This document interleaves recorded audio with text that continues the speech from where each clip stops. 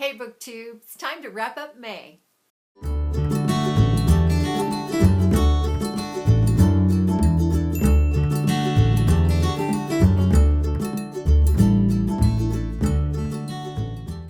I'm Jen and I talk about audiobooks. And today I thought I would talk about the books that I read in May that were sci-fi, post-apocalyptic, and fantasy. So I'll start out with Solstice. This is a YA novel by P.J. Hoover. It is narrated on audio by Julia Farhat, and it is a combination of a post-apocalyptic world where it's getting hotter and hotter and hotter, and then it kind of switches gears and goes into a Persephone and Hades retelling. First of all, the narration I thought was so-so. It didn't wow me at all. I thought it was okay enough for me to keep going with it. It didn't distract me so much that I switched to the ebook. But I will say that this book lost me at the whole turning point into the whole mythological thing. And I ended up DNFing it. But I think it is a good book for the right audience. I just wasn't in the frame of mind where I was willing to take on another YA book about gods and goddesses and all of that kind of thing. I just didn't care. So I ended up giving it 3 stars. I do think it's a good book for the right audience. I just wasn't it. You Are Mine by Janeal Falor is narrated on audio by Hightail-Potter.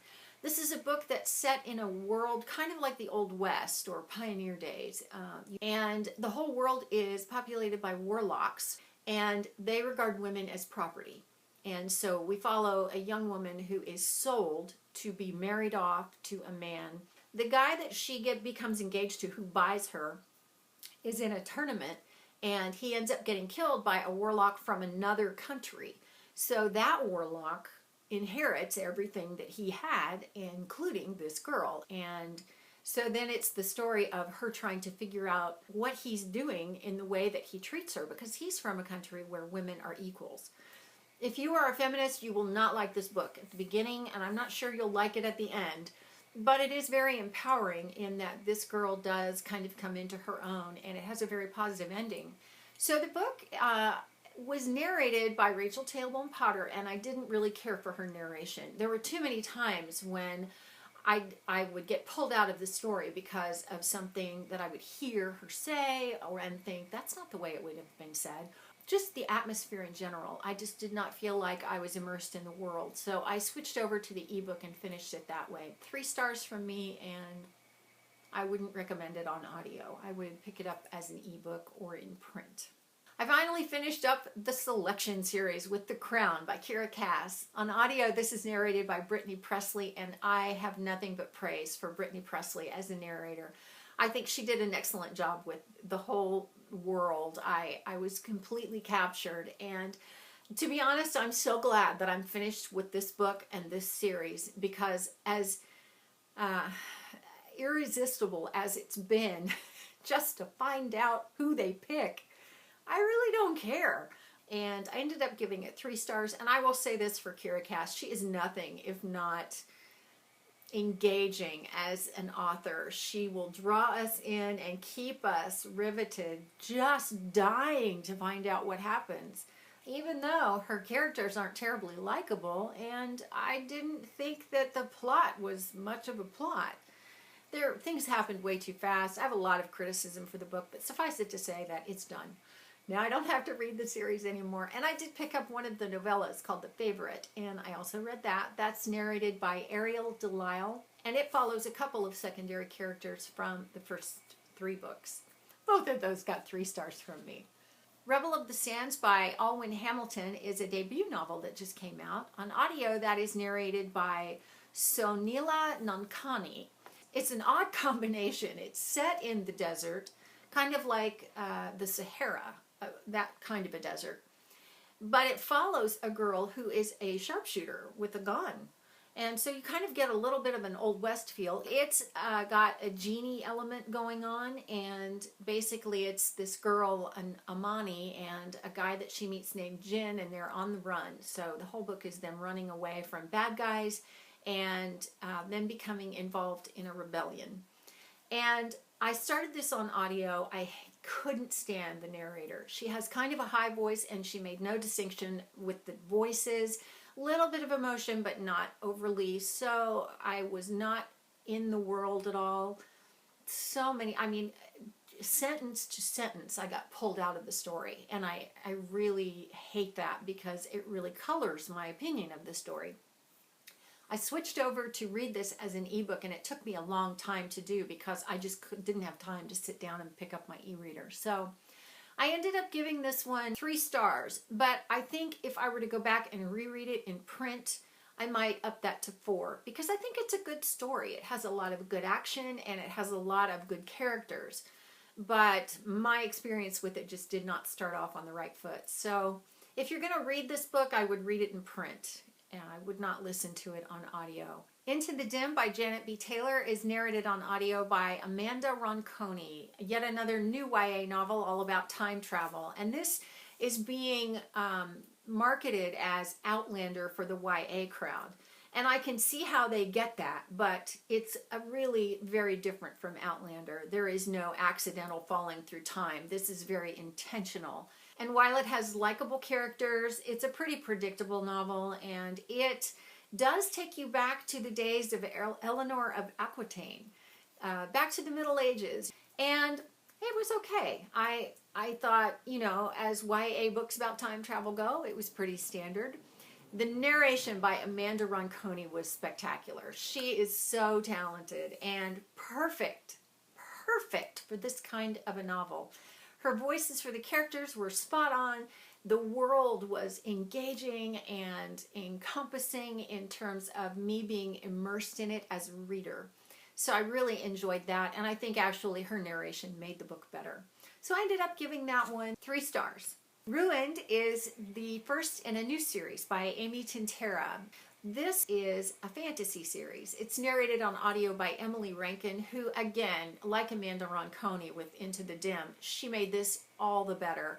It's a really good story anyway, and Emily Rankin just really enhanced that in the way that she was able to voice the world and bring the characters to life, and I really enjoyed it.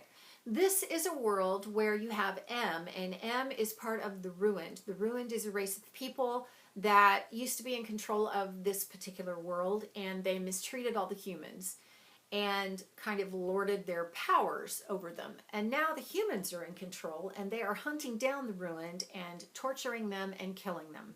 M is part of the Ruined. Her family has been slaughtered pretty much, except for her sister, who has been kidnapped and is being held. M wants to go find her, so the way she does this is to intercept a carriage that has a princess in it who is going to a kingdom in order to marry another prince.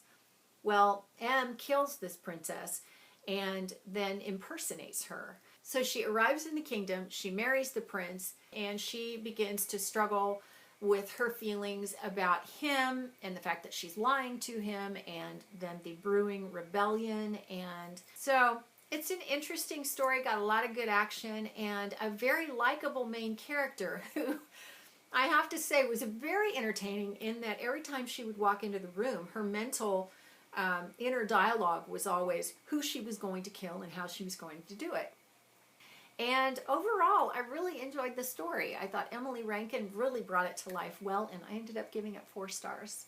Gold Fame Citrus by Claire Vaye Watkins is narrated on audio by Georgina Marie and McLeod Andrews.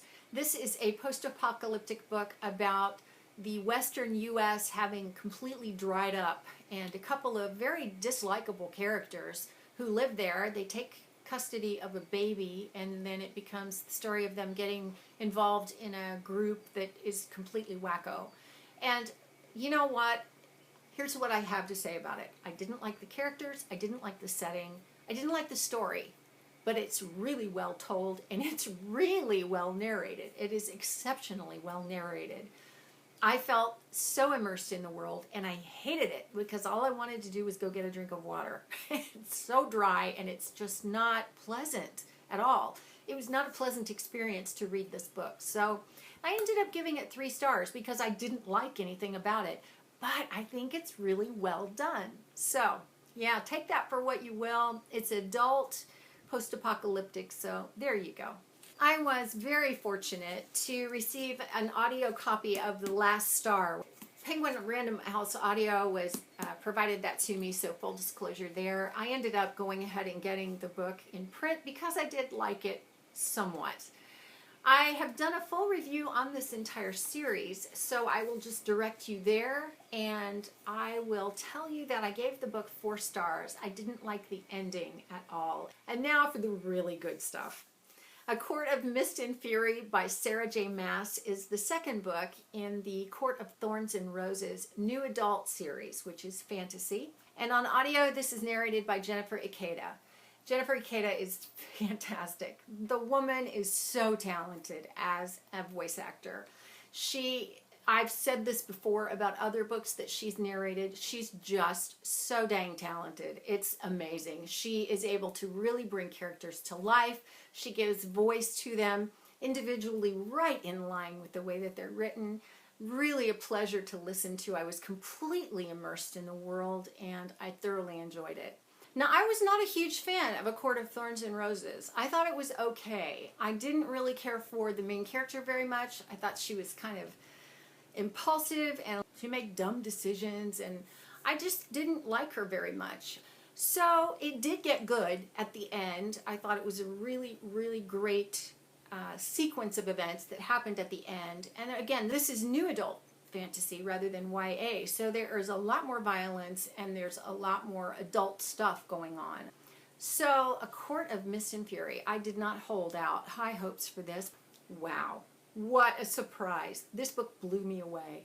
Completely blew me away. The whole book is set in the fairy court, and there is a thing that happens about a third of the way into the book, and I couldn't believe how sympathetic I was to Feyre regarding this thing that happens, because I didn't like her very much as a character in the previous book.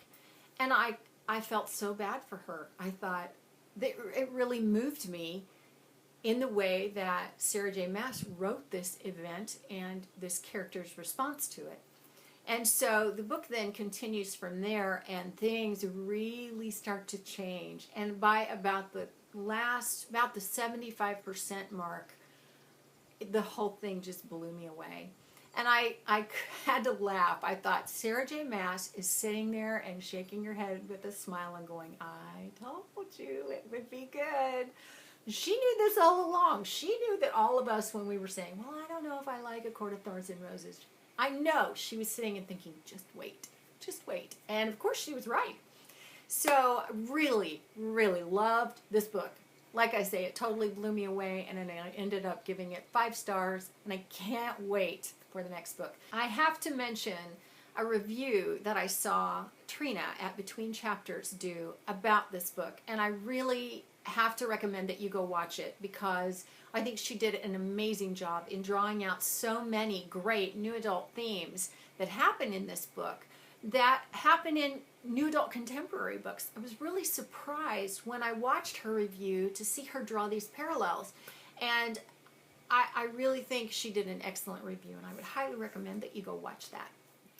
And lastly, I read Gemena. This is the sequel to Illuminae by Amy Kaufman and Kristoff, and it is fantastic. 5-star book. I cannot wait until this comes out on audio in October. I have nothing but great things to say about it. And of course, you know, everyone's going to be reviewing it closer to the release date, but I can tell you that it is done in much the same format that Illuminae was done. And it takes place on a space station, and Aiden, who is the AI from Illuminae, does make an appearance in this book, and I loved it. I loved it. I love this series. I think these two authors have created something really special here, and so, yeah, 5 stars. Can't wait till it comes out. So that was May. If you've read any of these books, I always am interested to hear what you thought of them if you have read them, especially some of the lesser-known ones. And that is it for now from me. I will see you next time. Thanks for watching. When I'm gone, you're gonna miss me when I'm gone. You're gonna miss me by my walk. You're gonna miss me by my talk. Oh, you're gonna miss me when I'm